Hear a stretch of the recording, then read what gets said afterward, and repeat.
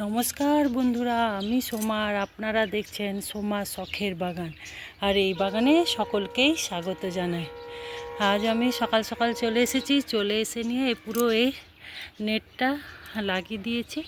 এই লাউ গাছটা তোলার জন্য লাউ গাছগুলো লতানো শুরু হয়ে গেছে। আর এই পাশে যে কুমড়ো গাছটা সেটা অনেকটা লতিয়ে চলে গেছে। যদি উঠে তো ভালো, না হলে গাছে গাছে হয়তো চলে যাবে। আর এই পাশে আমি আরও অনেকটা কাজ করে রেখেছি। দেখুন, এই যে টমেটোর বেডগুলো ছিল, এই বেডগুলোকে খালি করে মাটিগুলোকে বার করে নিয়েছি। আর ওইখানে একটা 12 ইঞ্চি গ্রো ব্যাগ আমি তৈরি করছি। আর আজকে যে কাজটা করব সেটা হচ্ছে বিভিন্ন ফুলের বাল্ব আছে আমার কাছে, সেই বাল্বগুলোকে লাগাবো। আর কি কি ফুলের বাল্ব আছে সেগুলো চলুন আপনাদেরকে দেখাই, আর সেগুলোকে বসিয়ে দিয়ে এবারে। এই দেখুন, এই বেডগুলো নিচে সবজি দিয়ে উপরে মাটি দিয়েছিলাম অল্প করে, তো অনেকটা করে বসে গেছে। এটাও বসে গেছে, এটাও বসে গেছে, আর এই দেখুন এইটাও বসেছে। আর এটার মধ্যে টমেটো গাছ ছিল, ওই টমেটো গাছটাকে তুলে দেবো। এইটা তারপরে এই চারটেকেও আমি করে দেবো, কী বলে, এই মাটি দিয়ে ভর্তি করে দেবো। এই দেখুন একটা বড় 12 ইঞ্চি গ্রো ব্যাগ। এটা নিচে এই গাছের ডালপালাগুলোকে দিয়ে দিয়েছে। আর উপরে দেখুন অনেকটা পরিমাণে সবজির খোসা, পেঁয়াজ আছে, ডিমের খোসা আছে, ইয়ে আছে কি বলে, এঁচড় ফেঁচড়, অনেক রকমের সবজির খোসা দিয়ে এটা দেখুন প্রায় ভর্তি করে দিয়েছে। এবার এর উপরে এই মাটিটা দিয়ে দেবো।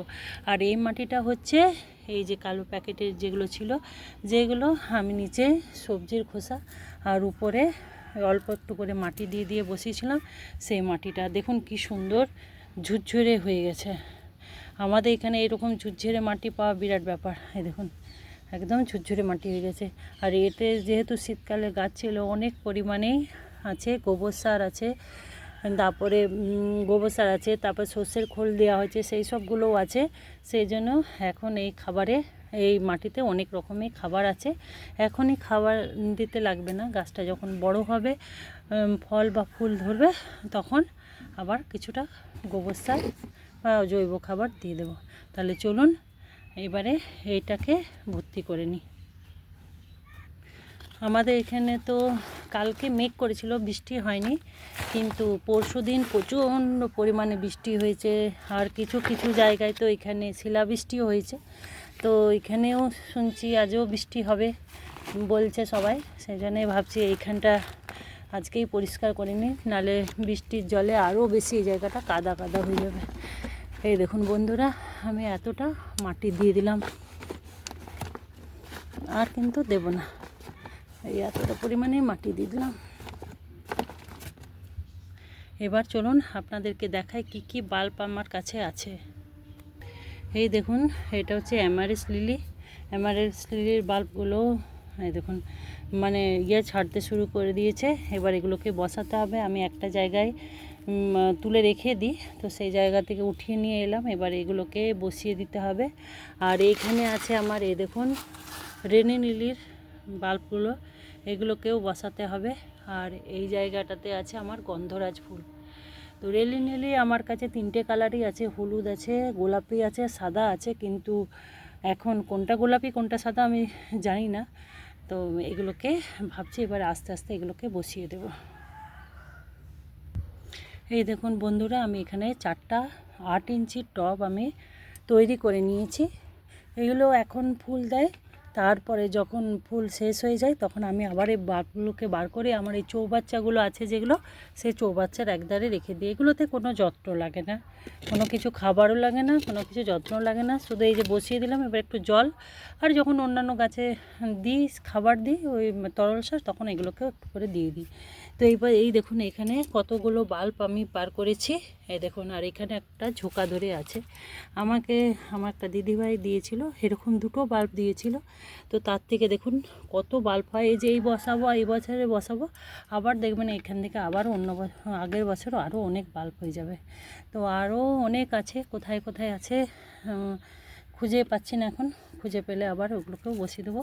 তো চলুন, এইটা একটা বড় আছে, এটা সহই এবার বসিয়ে দেবো, কারণ একসাথে অনেকগুলো হলে বেশ ভালো লাগে, অনেকগুলো ফুল হয়। তাহলে চলুন এক এক করে সবগুলো বসিয়ে দিই। এই দেখুন বন্ধুরা, আমি 3টে টবে বসিয়ে দিলাম, একটু বেশি করে করেই বসিয়ে দিলাম। এই দেখুন এই 3টে, দেখুন এবার এই 4টে করেছিলাম, এবারে এইটা আরেকটাতে রজনীগন্ধা বাল্ব দুটো বসিয়ে দেব। দেখুন বন্ধুরা, এই 3টে টবে রজনীগন্ধা 3টে বাল্ব বসিয়ে দিলাম, এই দুটো সামনে আর ওই একটা, আর ওই 3টেতে অ্যামারেস লিলি। আর এইটা আপনাদেরকে দেখাই, দেখুন এটা হচ্ছে আমার রেনি লিলির ঝাড়। এই একটা টবে, মানে ওই বড় টবটাতে ছিল, এই একটা টবে না কম করে এটা 10 বছর তো আছেই। অনেক বছর আগে আমার মেজো ননদ যখন রাঁচিতে থাকতো, তখন ওইখান থেকে 4-5টা বাল্ব এনে দিয়েছিল। এইখান থেকে তো বহু লোককে দিয়েছি, আর এখানে আছে। তো এইভাবে ভাবছি যে এটাকে অনেক জায়গায় বসিয়ে দেবো। দেখুন কীভাবে শিকড় হয়েছে দেখুন। কিন্তু এটা এত ফুল হয়, আপনারা যারা আমার আগের ভিডিও দেখেছেন তারা হয়তো দেখে থাকবেন, এটা সাদা রঙের নিলে প্রচুর পরিমাণে ফুল হয়। এবার এটাকে ভাগ ভাগ করে আমি অনেকগুলো 6 ইঞ্চির টব নিয়ে এসেছি, সব বসিয়ে দেব। দেখুন বন্ধুরা কতগুলো আমার হলো। এই যে এই শাড়িটা, মানে এই 1, 2, 3, 4, 5, 6, 7টা, এইটা হলো সাদা লিলি। আরও হতো, আমি তাও তো একসাথে অনেকগুলো করে বসিয়ে দিয়েছি। মানে যা বাল্ব আছে না কম করে 20টার মতন তো হতোই, যদি ছাড়ি করতাম আরও বেশি হতো, তো কম না। আর এই জায়গাতে আমি ওই প্যাকেটে যে লিলিগুলো ছিল, মনে হয় এগুলো হলুদ বা গোলাপি হবে, এগুলো এই 3টেতেই বসিয়ে দিলাম। এবার চলুন এগুলোকে একদিকে রেখে দিই, তারপরে ওই বেডগুলো বানিয়ে নেব। হ্যাঁ দেখুন বন্ধুরা, আমি এইখানটা পুরো ঝাঁট দিয়ে পরিষ্কার করে দিয়েছি। যদি জলও বৃষ্টি হয় তাহলে আর কাদা হবে না এই জায়গাটা। আর এইখানে এই 3টে মানে ইয়ে গ্রো ব্যাগ তৈরি করে, গ্রো ব্যাগ বলছে, এরকম ড্রামগুলো তৈরি করে নিলাম। এইখানে একটা এটা করলাম, আর এই দেখুন এইখানে এই যে ইয়ে ফুলের বাল্বগুলো সব বসিয়ে দিয়েছি। এবার এগুলোতে একটু করে করে জল দিয়ে দিতে হবে। হাঁপিয়ে গেছি আজকে, ভিডিও 10 মিনিটের, কিন্তু পরিশ্রম অনেকক্ষণ এসেছি। এখন প্রায় 9:30 10টা বাজবে, আর আমি এসেছি প্রায় 7:30টার সময়। যাই হোক, এবারে যদি এগুলো সব ঠিক হয়, তো লিলি ফুলের বাল্ব বা এসব বাল্ব নষ্ট হয় না, তবে যদি হয় তো খুব সুন্দর হবে, অনেক জায়গায় হবে, ফুলটা দেখতে ভালো লাগবে। এবার এগুলোতে একটু দিয়ে দিলাম।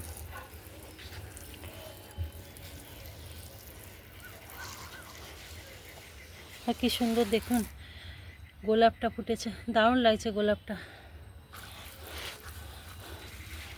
একটু করে দিয়ে দিই।